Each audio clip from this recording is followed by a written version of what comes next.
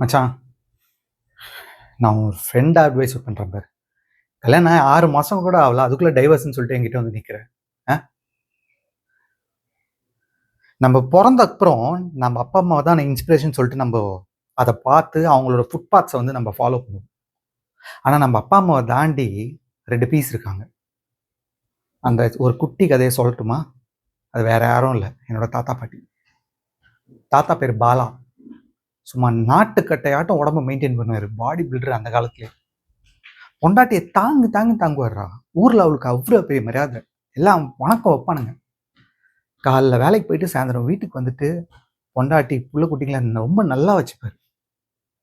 அவர் எப்படி நல்லா வச்சுக்கிறாருன்னா, என் பாட்டி 3 வேளையும் சூப்பரா செஞ்சு போடுவாடா. ஒரு குறையும் இல்லாம.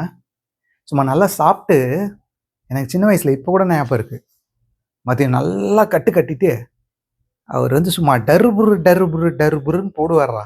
அந்த பாம் வந்து 7வது தெருவுல இருக்கிற என் ஃப்ரெண்டு வீட்டு வரையும் கேட்கும். அவ்வளோ சத்தம். சின்ன வயசுல நான் அவ்வளோ சத்தத்த கேட்டுருக்கேன். அதுக்கப்புறம் என் பாட்டி சேஷு. அவ்வளோ அழகுடா. அந்த காலத்துல மாடலிங்லாம் இல்ல. இருந்ததுன்னு வச்சுக்கோ, ஐஸ்வர்யா எல்லாம் தட்டி தூக்கியிருப்பாடா அவ. சின்ன வயசுல நானே சைட் அடிச்சுக்கிறேன்னா பார்த்துக்கோ. 70 மாரிலாம் இருக்க மாட்டா. 40 மாரி தான் இருப்பா. அவ என்ன அவ்வளோ பார்த்துப்பா. அவ அந்த உடைஞ்சு போன மிரர் எடுத்து சும்மா பவுடர் டப்பால இருக்க பவுடர் ஃபுல்லா அடிச்சு, ஒரு பெரிய குங்குமத்த வைப்பாடா. அப்பா! இப்ப புரியுதா?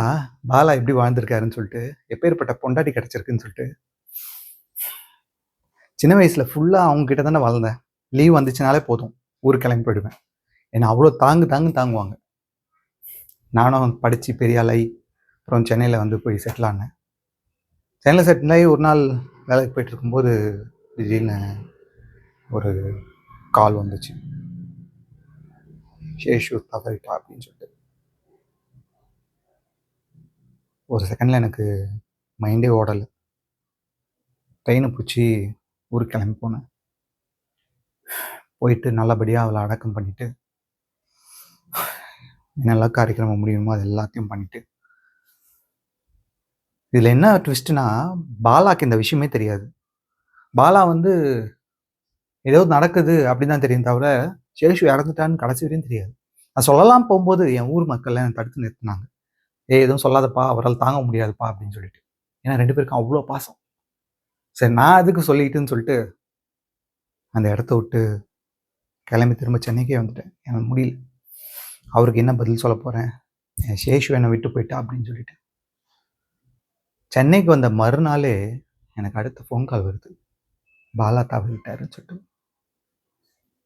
இந்த நியூஸ் கேட்டு அவர் 1 மணி நேரம் கூட உயிரிழ இல்ல. இந்த ஊர் மக்கள்லாம் சேஷு இறந்துட்டாங்கன்னு சொல்லிட்டு அவர் காதுல போட்ட 1 மணி நேரத்துல இறந்துட்டாரு அவரும். பின்னாடியே போய் சேர்ந்துட்டாரு. அதர் பேர்னா, அதர் ஹஸ்பண்ட் ஒய்ஃப்னா அப்படி இருக்கணும். நீ இருக்கியேடா. ஏன்டா கல்யாணம் ஆகி 1 வருஷம் கூட ஆகல. அதுக்குள்ள டைவர்ஸ்ன்னு தூக்கிட்டு வர என்கிட்ட. இதெல்லாம் ஃப்ரெண்ட்னால தான் நான் பேசிட்டு இருக்கேன். நீங்களா எதுக்குடா கல்யாணம் பண்றீங்க அப்போ? ஜாலியா இருக்கலாம்ல தனியாவே. என்னத்த சொல்ல?